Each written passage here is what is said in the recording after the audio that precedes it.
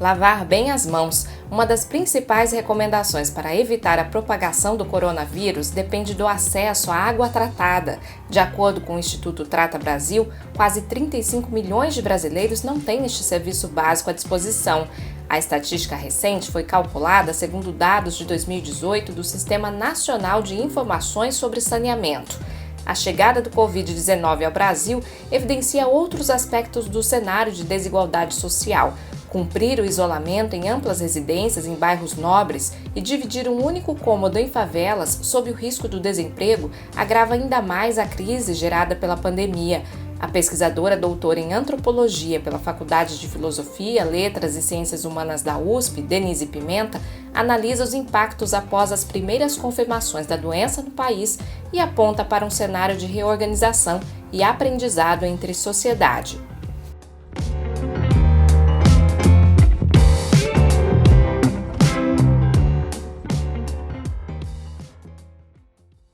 Converso agora com a doutora em Antropologia pela Faculdade de Filosofia, Letras e Ciências Humanas da USP, Denise Pimenta. Denise, em relação ao coronavírus e a questão da desigualdade social, né? A gente pode observar algumas discrepâncias em questões mínimas, como, por exemplo, adotar medidas de prevenção, né? Lavar as mãos. Se a gente considerar, por exemplo, saneamento básico no país, né? Não só no Brasil, como em outras partes do mundo, né? Como é que se avalia essa questão da desigualdade social e a relação com o coronavírus? Viviane, primeiro agradeço muito o convite, é uma honra e um privilégio poder fazer essa troca com você e com o seu público. Virou até uma frase que virou o meu jargão, assim, porque eu sempre falo que todo evento crítico eu estou falando epidemia, pandemia, terremoto, esses grandes eventos, todos eles têm raça, gênero e classe social. Quando eu digo isso, é porque eventos dessa magnitude, muitas vezes, parece que vão atingir a todos, né? Essa dramaticidade, porque são eventos que matam muita gente.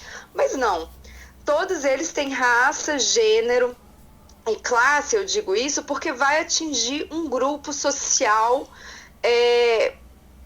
com predileção, infelizmente. Então, muito boa a sua pergunta, porque nisso a gente vai chegar no exato grupo que vai ser mais prejudicado. Porque possivelmente pode ser mais prejudicado, que é exatamente a base da pirâmide social, que são as mulheres negras, pretas e pardas, principalmente mulheres pretas, e pobres, da classe social mais baixa. E o que isso tem a ver com as questões sanitárias que você está me perguntando? Tudo. Por quê? Porque a questão da água não é só no Brasil, mas em África também, na Ásia, na Índia, é uma questão central. E se nós pensarmos não só no coronavírus, a questão da água ela está intimamente relacionada à mulher da classe pobre. Porque se a gente pensar, por exemplo, em África, quem vai buscar água? Não tem água sim, mas é num poço distante, é numa bomba distante. Então isso acarreta muita carga de trabalho para a mulher. Vamos pensar então na situação do Brasil. A gente é muito comum a gente ter a nossa água na torneira e nosso sabão e a gente pensa, ainda fica desesperado, obviamente, porque há um medo coletivo, mas a gente tem que pensar que tem várias famílias que a água não é uma realidade. Em várias comunidades, em várias favelas, em várias periferias, e mesmo que seja, está tendo racionamento de água. Então, o que a gente tem que pensar? O que fazer? Eu te diria assim, eu não sei o que fazer, porque muito do que tem me perguntado é o que fazer, como fazer. O que eu digo é o seguinte, essas preocupações, elas teriam que ter vindo pelo Estado antes, né? Mas eu acredito muito no potencial da comunidade. Eu não sei se você viu ou se o público viu, a sua audiência, mas no Complexo do Alemão eles pediram atuação do Estado do Rio de Janeiro, o Estado do Rio de Janeiro não respondeu e os próprios moradores voluntários fizeram um comitê de crise. Comitê de crise no mundo só acontece nos lugares mais sofisticados que existem, que é a ONU, que é a OMS, que são grandes organizações. Então, assim, acredito que é um momento extremamente drástico e acredito muito na potencialidade das comunidades. Eu gostaria, sim, que tivesse um enfrentamento do Estado, sem violência e com muita consciência, mas eu não sei se vai ter esse enfrentamento. Eu não sei, vamos levar caminhão-pipa? Não, eu acredito muito mais que vai ser uma relação entre vizinhos, entre comunidade, do que muitas ações do Estado. Infelizmente, assim, eu posso estar errada, mas é a minha visão de agora. Eu acredito muito na criatividade, no engajamento das comunidades. Então eu vejo por aí, mais vai afetar e se engajar nessa luta são as mulheres, justamente pela sua relação e sua necessidade de água. Para quê? Para cozinhar, para lavar, para cuidar dos seus doentes, dos seus filhos. Então, assim, a questão sanitária no mundo, ela está muito relacionada à desigualdade de gênero, de raça e de classe, atingindo principalmente as mulheres. Certo, a gente começou falando um pouco dessa questão de saneamento básico, mas outro olhar que daria para a gente conversar também em relação à desigualdade social é quando a gente fala do isolamento, da necessidade de isolamento, né? A diferença que é entre o isolamento nos bairros nobres e na favela, por exemplo, né? Como é que como cumprir essa recomendação, né? Como cumprir essa recomendação tanto nos bairros mais ricos, mas e também nas favelas, em que famílias inteiras têm que dividir um único cômodo, né? Ótima colocação mais uma vez, e acho que a sua pergunta ela já vem com várias perspicácias e também ironias no sentido que eu estou falando de perspicácia, porque na sua pergunta já mostra que vivemos nas nossas cidades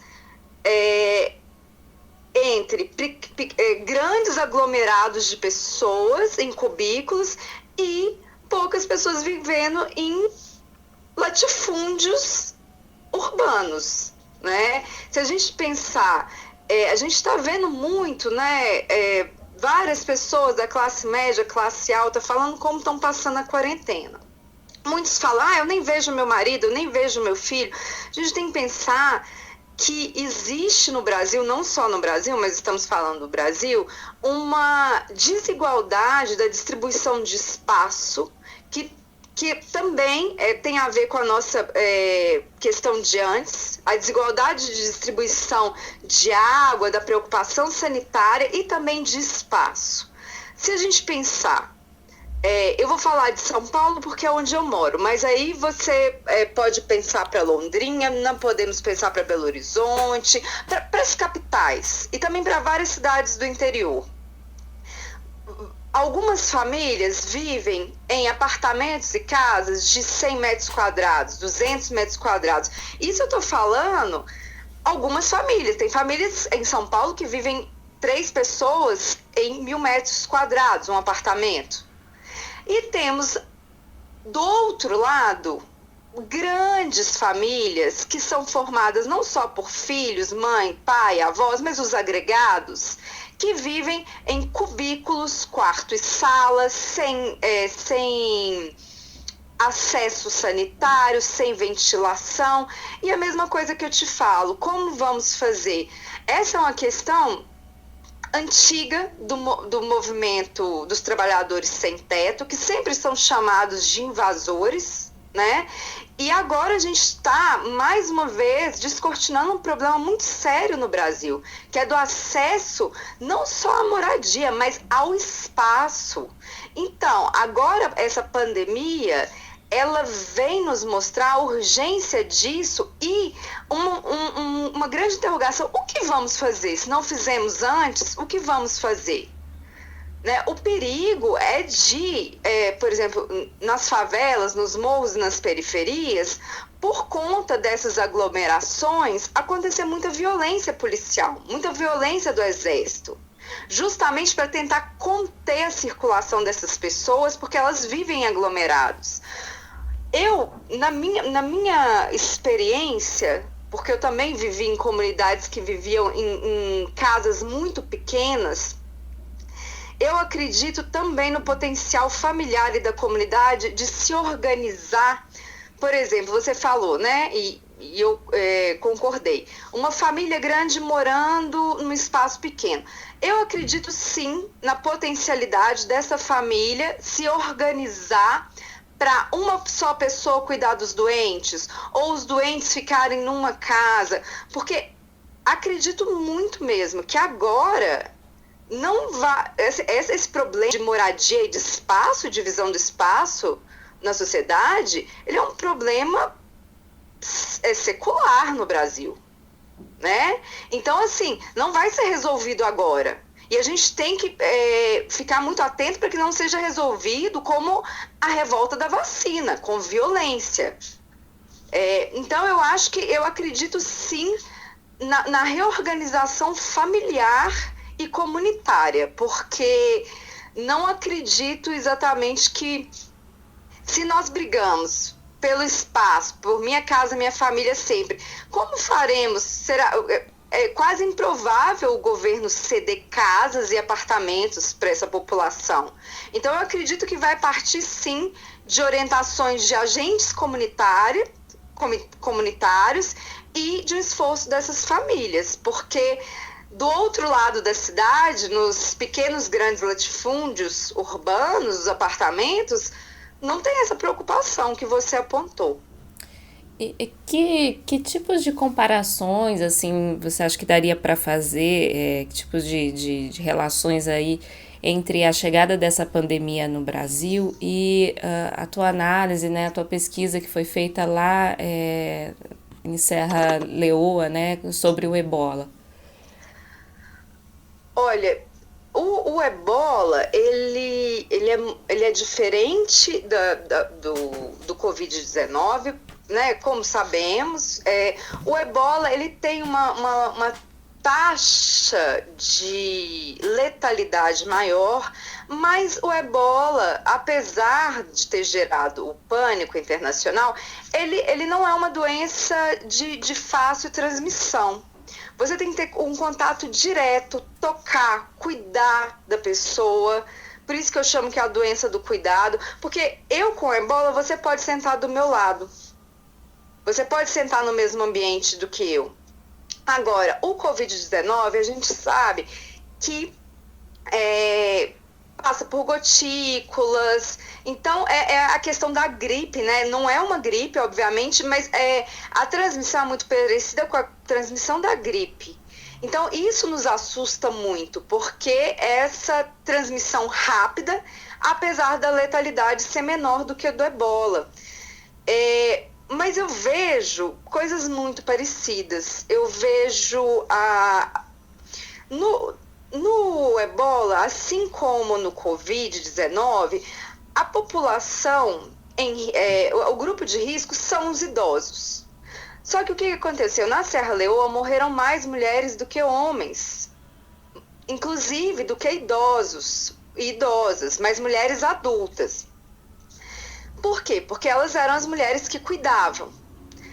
No Covid-19, eu acho que essas mulheres adultas não morreram tanto quanto no ebola, mas elas serão as mais afetadas como no ebola, porque a gente tem que pensar que numa pandemia, o afetado não é apenas aquele que adoece e aquele que morre. O principal afetado é aquele que cuida, que tem uma carga mental e física em cima dele. E quem é? É a mulher, e principalmente aquela da periferia, que vai perder o seu emprego ou já perdeu, que já tinha perdido o seu emprego com o desmantelamento dos direitos trabalhistas.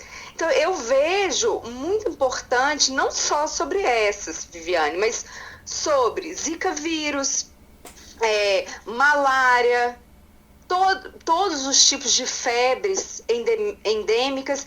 O peso maior está sobre a mulher, aquela que cuida, seja ela mãe, avó, cuidadora, empregada doméstica. Então, isso eu vejo muito claro, não só entre a minha pesquisa e o Covid-19 agora. Eu vejo entre todas as pesquisas epidêmicas, endêmicas. Isso é o que é uma aposta sua para o Covid-19 aqui no Brasil. Assim, as mulheres realmente devem sofrer mais com essa doença aqui.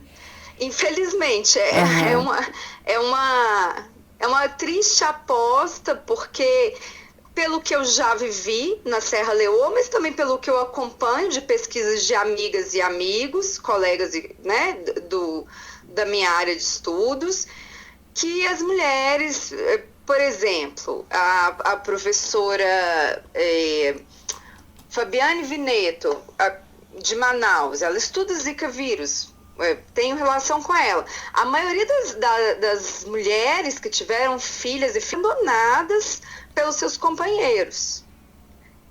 Então, assim, já tinha uma carga emocional, uma culpabilização de terem ficado grávidas, ainda são abandonadas, né? Um peso mental e financeiro. Então, assim, eu não acredito que mais mulheres morrerão pelo Covid no Brasil, mas eu acredito sim que futuramente veremos que serão mais prejudicadas pela violência doméstica, pela carga de trabalho doméstico e também pelo desemprego. Então eu vejo assim um panorama desse, mas também acredito que, ao mesmo tempo, existem redes de mulheres se ajudando. Redes de mulheres se ajudando tanto na periferia quanto nos bairros mais pobres, e também intelectuais se ajudando. Então, a mesma carga que vem sobre a mulher, as próprias mulheres se ajudam. Certo. E em relação às perspectivas sociais, assim, após o controle da doença, eu sei que a gente ainda está um pouco longe disso, mas assim, após o controle da transmissão, o que vai sobrar disso tudo em termos de sociedade, né? Porque a gente já vê de imediato uma mudança na relação de trabalho, tanto interrupção de trabalho informal quanto home office para quem tem essa possibilidade, né? Mas quais as perspectivas após esse controle aí? Olha, Viviane, talvez seja a pergunta mais demandada, não só a pesquisadores, mas eu acho a todo mundo, né? Nós, no nosso cotidiano, nos demandamos, né? O que vai ser. Eu posso te dizer assim, como analista, não é como futuróloga, né? Não tenho as respostas, é apenas uma análise a partir do que eu já vivi, experienciei e estudei. Eu acho o seguinte, que essa pandemia é uma pandemia, ela poderia acontecer em qualquer outro momento. Felizmente ou infelizmente, ela está acontecendo na nossa geração, né? Mas ela poderia acontecer mais para frente, ela poderia ter acontecido antes. E eu acho que ela é uma pandemia que a gente pode entender, ela é uma pandemia muito ligada ao capitalismo, no seguinte sentido, ela não veio por conta do capitalismo, mas ela está descortinando várias desigualdades sociais que a gente vive. Então ela está querendo nos mostrar, não, ela nos mostra que o seguinte, as medidas neoliberais extremas, não só no Brasil, mas nos Estados Unidos, em outros países também da Europa, elas não sustentam a seguridade social de uma população. Elas sustentam, sim, os mais ricos, obviamente, que são aqueles que exigem que não se tenha quarentena, porque o mercado tem que continuar, morrer 5 ou 7 mil pessoas, né? Não pode parar a economia por conta disso. Essas pessoas, sim, O sistema neoliberal enaltece e eleva financeiramente e socialmente. Mas essa pandemia nos mostra que a maioria da população, ela está sem segurança. Ela está sem segurança de direitos trabalhistas, com o desmantelamento do SUS, ela está sem a segurança da saúde, e também ela está sem a previdência social. Então, o que nos mostra é o seguinte: se não tivesse tido nada, talvez estaremos reclamando entre nós, ou fazendo as manifestações legítimas e dignas, mas essa epidemia nos parou e disse assim: não, o neoliberalismo, ele não sustenta eventos críticos, ele não sustenta um terremoto de grandes proporções, ele não sustenta uma pandemia, uma epidemia. Por quê? Porque não tem seguridade social, não tem bolsa para a população, né? Pode ter, mas não está sendo pensado uma renda mínima. Os idosos, para os servidores públicos, talvez corte 20% do salário. Então, eu acho que é um momento que, assim, nós nos paralisamos por várias coisas, pelo medo da morte, mas eu acho que também nos paralisamos por quê? Porque a gente está com muito medo de estar em casa, mesmo as pessoas da classe média, não estou falando agora só das pessoas mais pobres, mas de estar em casa, mesmo em home office, o seu salário ser cortado, você parar de receber por 4 meses. Então, acho que essa pandemia nos deu medo da morte, mas, sobretudo, ela nos apavorou de ver o colapso do sistema financeiro neoliberal, de que muita gente convive e não vê problemas. Mas eu acho que quando acontece com a família da classe média, ela se desespera. E eu, assim, o que você perguntou, o que será que vai sobrar disso tudo?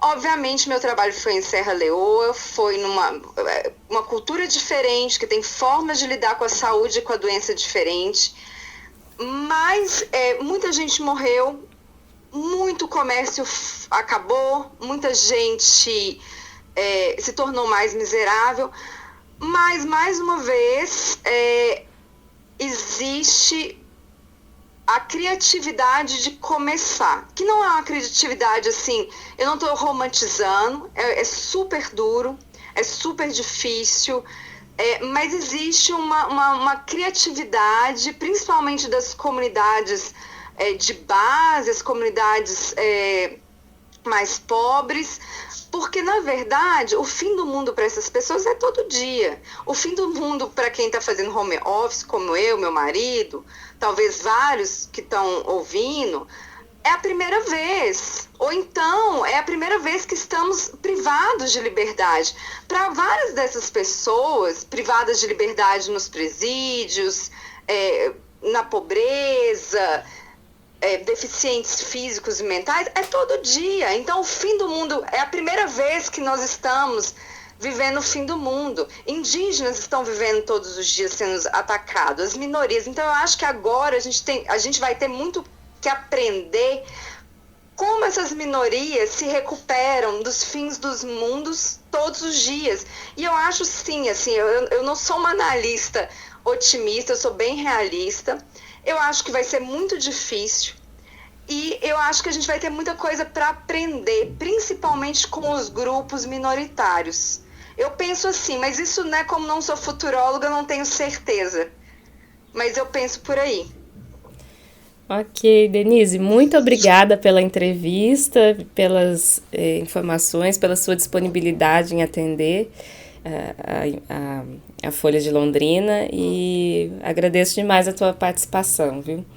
Que isso, eu que agradeço a Folha de Londrina, você pelo contato, a sua audiência, e espero que todos fiquem em casa. Infelizmente muitos não podem porque perderão seus empregos, né? Mas quem puder, fique em casa, não é uma gripezinha, né? E eu espero que isso possa passar o mais rápido possível e que isso nos transforme de alguma forma.